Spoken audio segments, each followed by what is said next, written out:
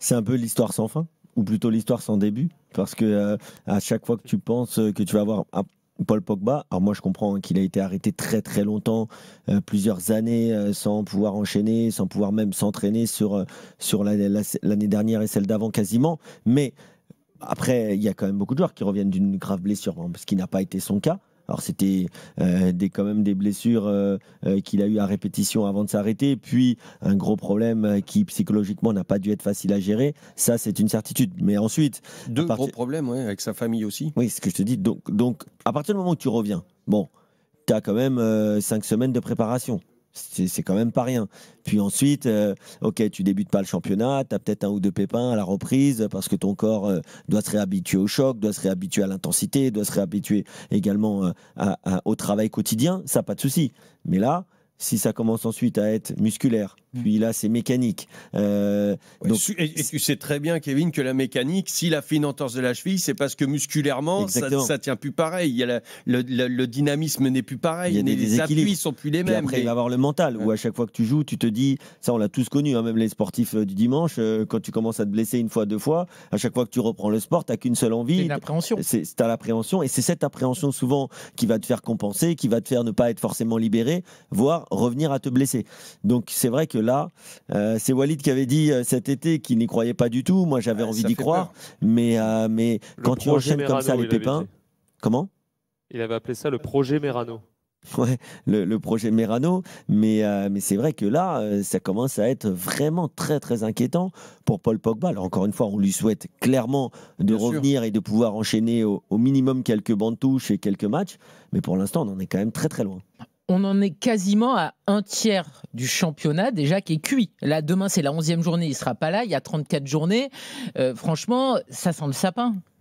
Non, pas encore. Mais, non, mais alors ce qui me ferait peur, moi, c'est le pire pour Paul, ça serait qu'il débute, il fasse 10 minutes et il replonge devant tout le monde. Ça serait le pire.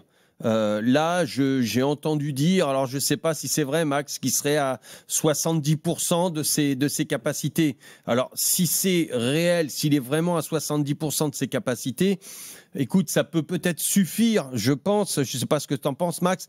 Pour moi, en tout cas, 70% d'un Pogba qui était à son prime, pour la Ligue 1, ça devrait suffire. Le problème, c'est tout ce qu'a dit Kevin, que ce soit psychologique et physique. Ça, c'est la première chose. Ensuite, il y a la prestation, parce que les joueurs aussi attendent d'un Paul Pogba comme ils l'ont vu à son prime.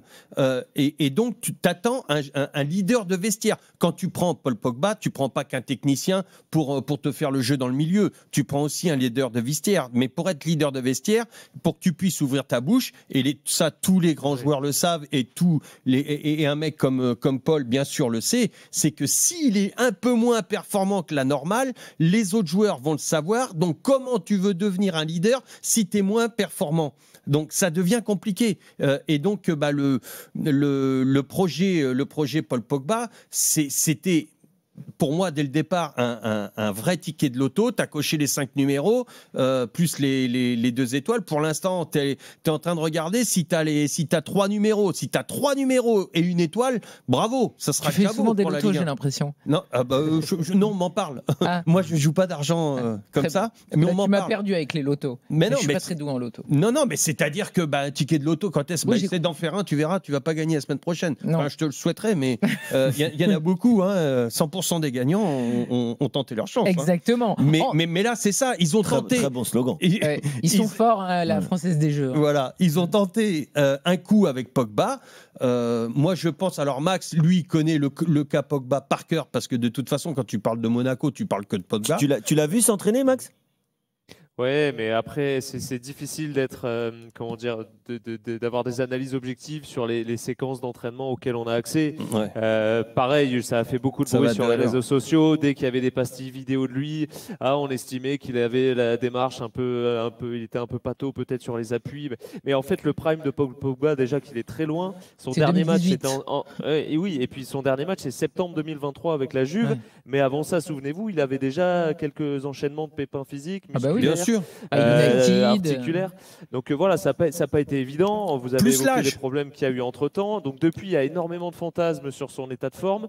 Je pense qu'on sera fixé le jour où on arrivera vraiment en fait, à le voir sur un terrain, répondre à une intensité, à des duels face à des adversaires et non plus des coéquipiers ou des joueurs qui partagent le vestiaire avec lui. Et on sera fixé à ce moment-là. Après, l'ASM l'a signé 2 saisons. En se disant qu'il n'y avait pas forcément l'obligation de l'avoir tout de suite sous la main. Mais voilà, c'est vrai que c'est un gros pari qui a été pris par l'ASM et c'est ce qu'on dit et ce qu'on met en avant depuis sa signature, avec un immense point d'interrogation. On était tout proche d'avoir des doutes qui seraient levés face au Paris FC et encore, ça dépendait si les circonstances étaient favorables qu'il puisse entrer en jeu, hein, parce qu'on ne parle évidemment pas encore de titularisation pour lui. Bon, c'est repoussé un petit peu. Sébastien Pocognoli disait ça fait tellement longtemps qu'il attend de retrouver d'enfiler le maillot, de rentrer, d'aller s'échauffer et de rentrer sur la pelouse, qu'il est plus à 2 semaines près, si jamais c'est 2 semaines d'attente supplémentaire. Il doit être affamé et évidemment que son côté leadership et son apport dans le vestiaire, il existe déjà. Mais c'est vrai que s'il est le leader qu'il est, mais que sur le terrain, on se rend compte que ça ne va pas, sa parole va perdre un petit peu. Bien sûr.